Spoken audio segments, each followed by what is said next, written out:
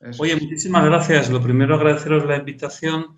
Pues a mí me hace ilusión, ya sabéis, yo hice la tesis en la UNA y además sobre el tema de calidad de vida y la verdad es que disfruté mucho. Luego también, pues, compartir, ¿no?, con el profesor Juan Cabasés, que creo que es una de las personas que más sabe, ¿no?, en este país del tema de calidad de vida, y luego también sí que conocía el estudio que habéis presentado también de hepatitis.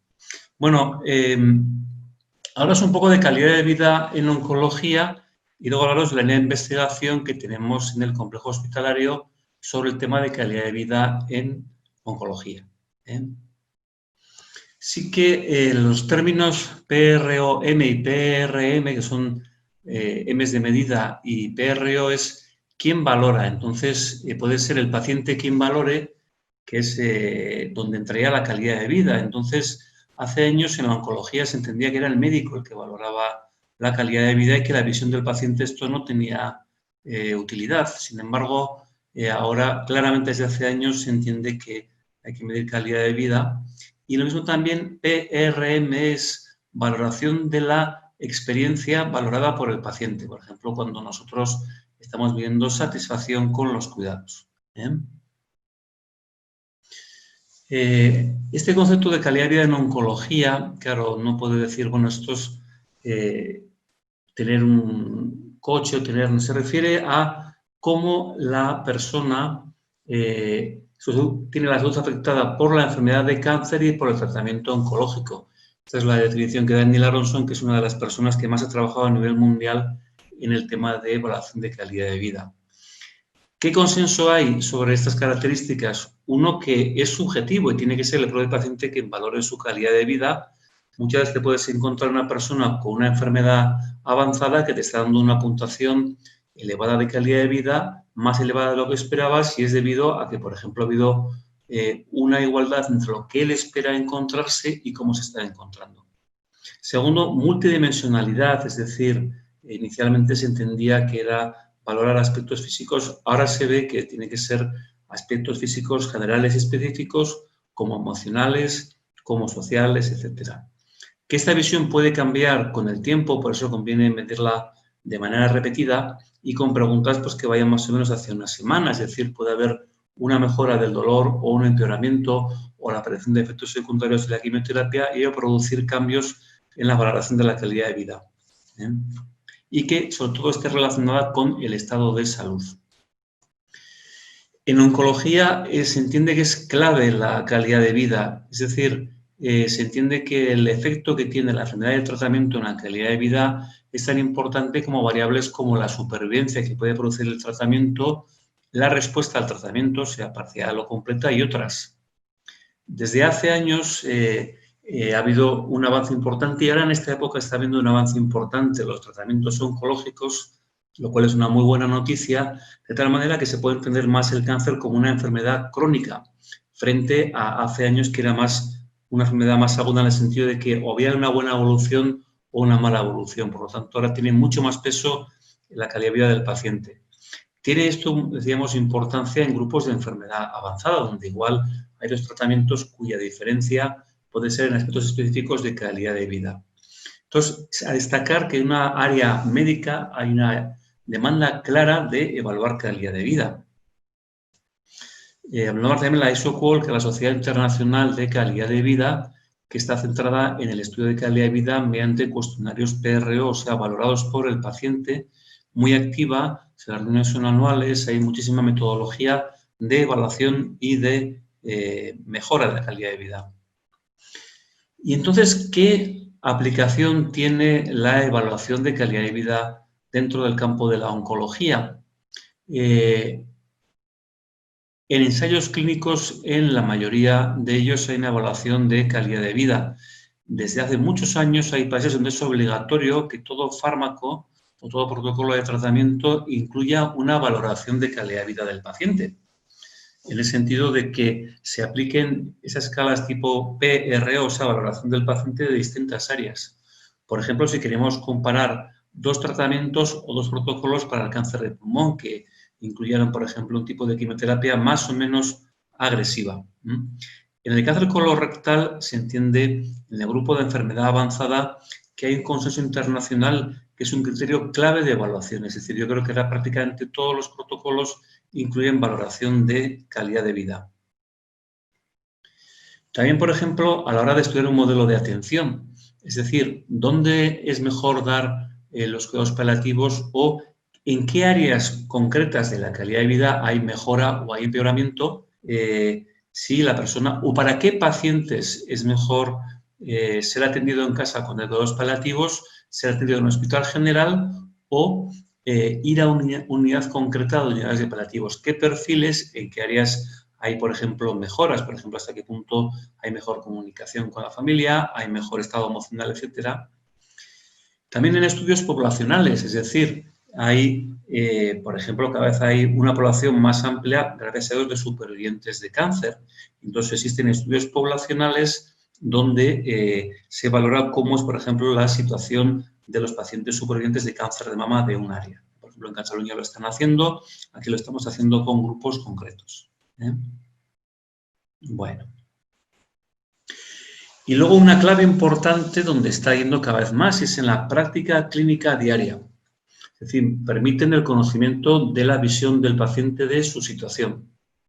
Y digamos que estamos evaluando, como decía el profesor Cabasés, con perfiles. Es decir, estamos viendo diferentes áreas y entonces no una puntuación general que también existe dentro del cuestionario, sino diferentes áreas de funcionamiento físico, de, por ejemplo, de dolor, de dificultades para respirar, etcétera, y permite ver cómo está viendo el paciente su situación, entrar también a valorar áreas que igual habitualmente en las consultas nos entra, pues estamos hablando de 15 o 20 dimensiones.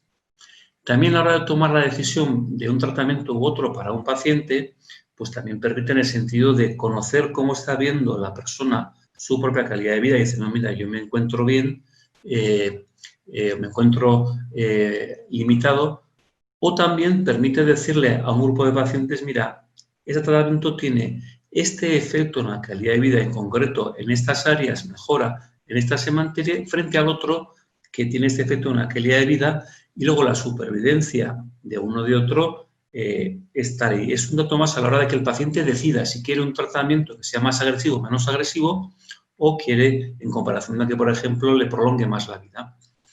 Y también permite, claro, estamos hablando de variables continuas, puntuaciones de 0 a 100, que nacen de varias preguntas, la detección temprana de, por ejemplo, de inicios. Por ejemplo, igual niveles de dolor leves, que igual la persona no te lo dice en la consulta, pero sí que aparecen en el cuestionario. Sí que nosotros contamos, aparte de que desde los valores de referencia de la población general, contamos con herramientas, ¿no? Por ejemplo, contamos puntos de corte para saber cuándo una puntuación en cada una de las dimensiones es considerada como los pacientes por un problema o no, y eso lo podemos presentar de manera gráfica en la consulta o en estudios más amplios de pacientes, como también podemos contar con qué diferencia entre un pre y un post-tratamiento en un paciente o en un grupo de pacientes se considera clínicamente significativa. O también lo que decíamos que podemos comparar con otros estudios o también con la población general. Es un poco lo que decía, la práctica clínica diaria, me he adelantado, es muy útil.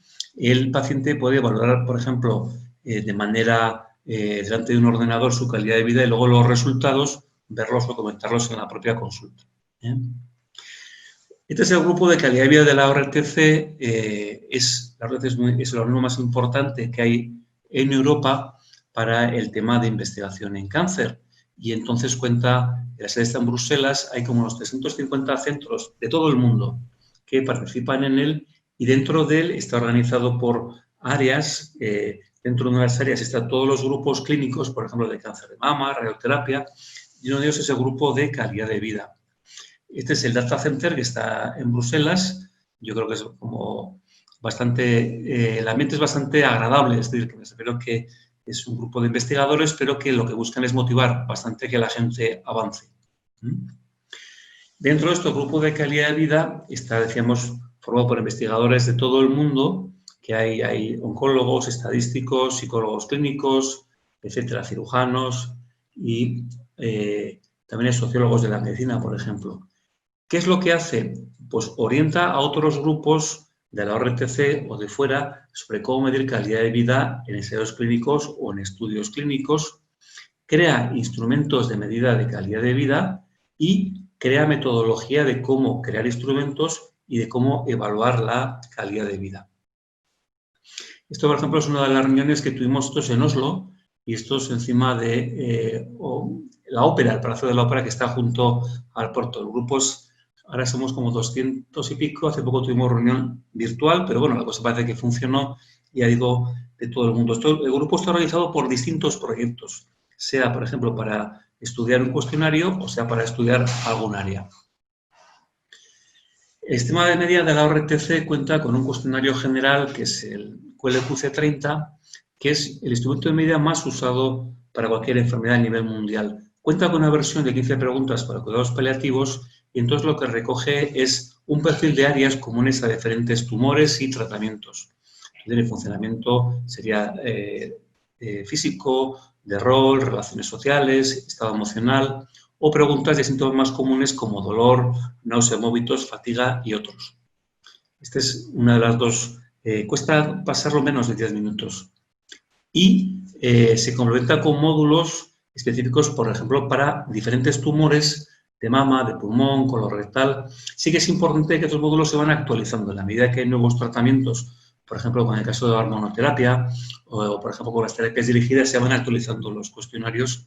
Lo mismo, también hay otros cuestionarios, por ejemplo, para estadios avanzados o otras áreas como, por ejemplo, la fatiga, preguntas concretas del anciano, la satisfacción, sexualidad, no recogidas en el general. En este momento, la base de datos es de más de 60 instrumentos de calidad de vida que se pueden emplear en oncología. Por ejemplo, el de cáncer de mama incluye elementos de síntomas y efectos secundarios de tratamientos, de la cirugía, de la radio, de la quimio y ahora también de la hormonoterapia, y luego aspectos como imagen corporal, sexualidad, preocupación por el futuro. Y tiene mucho peso en aspectos psicológicos. Por ejemplo, el debate entre la mastectomía o la tumerectomía en pacientes en estadios iniciales, muchas de las diferencias se han encontrado en aspectos señalados ahí, sobre todo un tema de imagen corporal o preocupación por el futuro. Es decir, a la hora de pacientes a igual estadio que quiten toda la mama o parte de ella, las diferencias se han encontrado en imagen corporal y en temor a recaer. O el módulo de cáncer colorectal, bueno, quizá lo avanzo. Sí, este es un módulo específico que recoge aspectos propios de la persona mayor. Recordar que el 60% de los cánceres serán mayores de 65 años, entonces incluye aspectos como movilidad, apoyo familiar, preocupación por el futuro, mantener autonomía de sentido y carga de la enfermedad. De tal manera que la forma de evaluar es el cuestionario general, en muchos casos con un módulo específico y además se puede añadir el EL14. Ahora también estamos trabajando en la creación de un sistema de medida para supervivientes. Esto nombrar que hay mucha metodología, es decir, de creación de escalas, de validación, de revisión, de interpretación de resultados, de análisis. Por ejemplo, os decía que las guías para crear un cuestionario de uso internacional, realmente cada vez que creamos una escala, todos los pasos se hacen en varios países, es decir, revisión de literatura, entrevistas a profesionales, a pacientes, creación de ítems, y luego hay análisis también psicométricos que se hacen en varios países, lo cual te permite también recoger aspectos específicos de cada cultura. Por ejemplo, nosotros, las preguntas de sexualidad, al principio tuvimos que ver si era distinto aquel funcionamiento de las culturas o, sobre todo, en nuestro país tiene un peso importante el tema de las preguntas sobre la familia, no tiene más peso. Nombrarte un poco también, aunque el profesor Cabasés ha hablado de PROMIS, que es toda la iniciativa de evaluar las dimensiones de los cuestionarios de la ORTC con preguntas pasadas por ordenador, partiendo de un pool de ítem mucho mayor. Es decir, yo creo que se llaman CAD, cuestionarios CAD, que son adaptados para ordenador, y que a veces vemos que pasar los mismos cuestionarios a todo el mundo no siempre aportan suficiente información, no permiten ahondar. Entonces, CAD, como también PROMIS, lo que hacen es contar para cada dimensión con más preguntas. Entonces, se pasa una primera pregunta que calibra el nivel del paciente y luego presenta del pool de preguntas las más cercanas a esa puntuación. Con lo cual, se hace como un cuestionario más a la carta y que maximiza más la información que se consigue. El sujeto tiene que responder a pocas preguntas, pero quizás son preguntas más elegidas y que dan una puntuación más precisa. Esto es el complejo donde llevamos pues, desde el año 90, ahí. La verdad es que yo creo que esto ha sido para mí a nivel personal un regalo, es decir, haber tenido esta oportunidad y estoy muy agradecido al apoyo, al interés que desde luego han dado y están dando los dos servicios de oncología. Yo creo que colaboran mucho y quizá los estudios que hacemos con ellos clínicos es a partir de preguntas que ellos plantean. La ventaja es que están organizados por tumores. Hay una psicóloga que es Ursula Arandona, que estudió psicología en la UNED y que está trabajando en el proyecto, es trabajadora, digamos, de la Fundación Miquel Servet.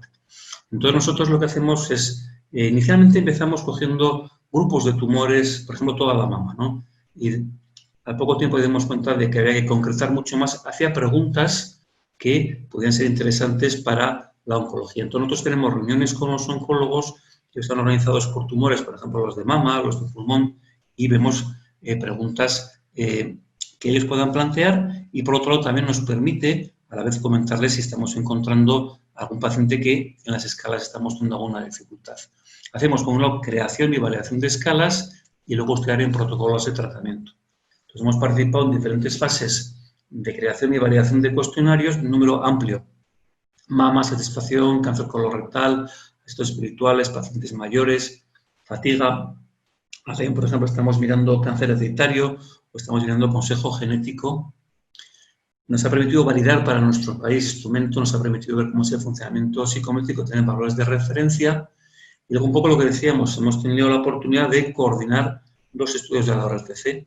Uno desde Pamplona, uno dirigido a la creación de la escala de información, de cómo valora el paciente la información recibida, y otro, que es uno que estamos terminando ahora, de cómo valora el paciente la comunicación con los profesionales.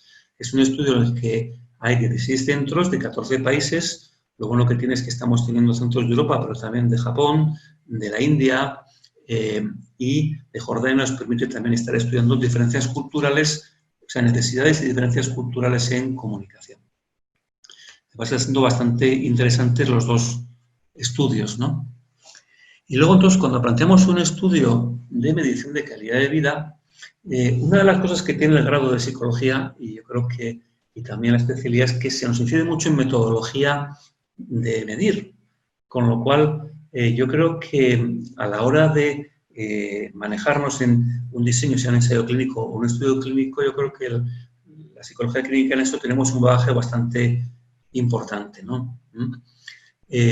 Bueno, lo que decía, partimos de una pregunta clínica útil para profesionales de actualidad. Por ejemplo, nosotros ahora estamos mirando bastante el tema de los supervivientes y estamos mirando bastante el tema de las personas mayores.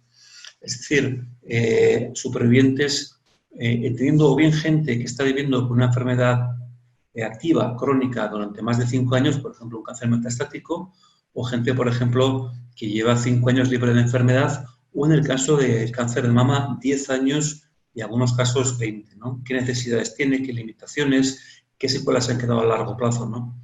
O, por ejemplo, también estamos mirando el efecto en la gente mayor, teniendo en cuenta que antes pues, había un poco la tendencia a no meterlos en ensayos clínicos, sino tratarlos diciendo que los tratamientos eran muy agresivos para ellos. Se ha visto con la evaluación de calidad de vida que no es así y que en general hay una muy buena adaptación. La segunda cosa es que intentamos que sea parte de una línea de investigación en cada tumor. O sea, intentamos que un estudio enlace con el siguiente. Por ejemplo, si nosotros hemos hecho un estudio sobre efectos de la hormonoterapia o de la quimioterapia durante el tratamiento, lo que sería un estudio de efecto agudo, llevamos a la misma muestra a los 3 o a los 5 años y vemos como el efecto a largo plazo, ¿no? O, por ejemplo, si trabajamos con pacientes más jóvenes, ahora tenemos pacientes mayores que está permitiendo comparar. Se intenta que haya una continuidad de unos estudios con los siguientes. Por ejemplo, una pregunta clínica que hace años no se planteaba era el efecto de la hormonoterapia o la terapia dirigida. Hace años se entendía como hormonoterapia como algo más añadido y ahora es muy importante ver el efecto en dolores articulares o funcionamiento sexual, etcétera, de los pacientes, ¿no? Entonces, Por ejemplo, es un ejemplo de un estudio que hicimos que es parte de estudiar pacientes, lo que decíamos, de cáncer de mama. Un número importante está en estadios iniciales y se tendía a no tratar. ¿Qué esperábamos encontrar? Niveles elevados de calidad de vida, alteraciones leves en calidad de vida, diferencia por etiología en aspectos emocionales y pocas diferencias con gente joven.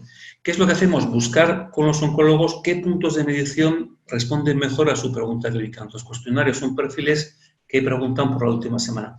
Son perfiles que se van actualizando mucho, es decir, pero que sí nos permiten comparar con datos que teníamos antes, ¿no? Entonces, son pacientes que han llevado radioterapia, cirugía, puede llevar hormoterapia y planteamos 4 mediciones al empezar la radioterapia, al terminar, a los 2 meses y a los 3 años. Y siendo gente mayor, trabajábamos con cuestionarios general, específico de mama, específico de mayores y un cuestionario de actividades de la vida diaria. Entonces, ¿qué es lo que hemos visto? Bueno, son 175 pacientes. Las afectaciones principales en preocupación por el futuro son aspectos emocionales, vida sexual, y que también veíamos que el efecto de la radioterapia era leve y se recuperaba en el seguimiento, que las diferencias, igual que en la gente mayor, entre quitar toda la mama o hacer o conservar y quitar toda la cadena ganglionar o dejar solo un ganglio, eran aspectos emocionales tipo imagen corporal. Recordar que hace años a las personas, a las mujeres mayores, se entendía que, mira, ¿para qué queréis una mama? Mejor quitarla, ¿no? Esto ha cambiado radicalmente. Y muy pocas diferencias con pacientes menores de 65 años con los mismos estadios y tratamiento. Que les damos a los 3 años. Claro que es muy importante, uno, la aparición de comorbilidades, que también es muy importante tenerlo en cuenta cuando estamos valorando a personas mayores, ¿no? Que pueden ser igual, o la población general, tan limitante o más que el propio cáncer, la presencia de otras comorbilidades, por ejemplo, problemas vasculares, ¿no? Etcétera. Que había puntuaciones elevadas de calidad de vida, que por otro lado a los 3 años se mantenían, porque claro, no es lo mismo que te pregunten cómo es tu situación cuando te acaban de operar y bueno, dices, bueno, parece que esto puede ir bien y mira, pues hombre, me he salvado a cuando llevo 3 años y digo, bueno, ahora que he vuelto a la vida normal, ¿cómo me encuentro? Y lo mismo, sigue habiendo diferencias en cirugía en la axila, en preocupación por el futuro, en el sentido de que si veíamos que eliminar toda la cadena ganglionar, frente a quitar solo uno de los ganglios, podía dar más seguridad. Entonces, nada, como conclusiones veíamos clave que toleraran tratamiento, es decir, por otro lado, clave los aspectos emocionales en cirugía y que porque haya pocas diferencias con jóvenes. Pues ¿por qué? Pues podría haber, o bien, recordar que nosotros entendemos que la evaluación de calidad de vida es subjetiva. Cada persona valora su situación con lo que espera, que en ese momento que debería ser. Entonces, el tener una enfermedad ya más mayor, uno dice, no tengo más experiencia a la hora de afrontar la enfermedad, tengo más expectativas de que una enfermedad puede aparecer, por lo tanto, puedo entender que lo que estoy notando es parecido a lo que estaba esperando y, por lo tanto, entender que mi calidad de vida es buena. Igual a gente más joven que pueden pensar que ha habido una rotura en su vida, no esperaban y, por lo tanto, plantear que su calidad de vida era peor. Y era un poquito esto lo que quería comentar. Sí que habéis comentado variables importantes. Uno, por ejemplo, lo de que enlaza con lo que estoy diciendo es si la presencia o no el paciente sabe si le han dado la puntuación, el estado del escáner, ¿no? Son variables que nosotros cuando elegimos los puntos de medición intentamos que respondan a una pregunta clínica, por ejemplo, momento de máxima toxicidad, o, por ejemplo, recuperación, o, por ejemplo, este efecto del escáner, ¿no? Si te digan que ha ido bien tu enfermedad o no, influye en cómo valoras tu calidad de vida, ¿no? Y luego eso, sí que decir también eso, que el trabajar con perfiles te permite entrar con un cuestionario general y uno específico, ambos específicos de cáncer, te permite entrar en preguntas clínicas que demandan los clínicos, porque a veces las diferencias entre grupos de pacientes o las diferencias en ensayos clínicos son en aspectos específicos, por ejemplo, de la toxicidad o del estado emocional, que hace falta entrar un poquito a valorarlo más en detalle para poder dar una respuesta. Por otro lado, el cuestionario de la ORTC, en ese sentido, se parece al Eurocall, además de tener preguntas sobre cómo ves tu calidad de vida general, tiene una pregunta suma, que es, al igual que el Eurocall hace un valor de 0 a 1 con las 5 preguntas, el de la RTC hace una media de de todas las áreas menos el de funcionamiento económico. De tal manera que puedes tener un perfil de áreas, puedes tener una puntuación suma y aparte puedes tener la valoración ante la pregunta de cómo es su estado general. De tal manera que si, por ejemplo, tú encuentras una diferencia en 2 tratamientos en esa pregunta suma, puedes entender que es una diferencia sólida.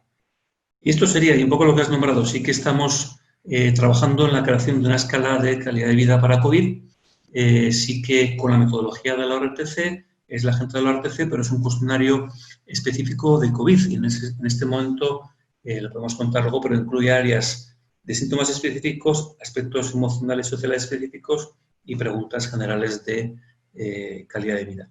Y esto sería, o sea, que cualquier cosa que me queráis preguntar, encantado.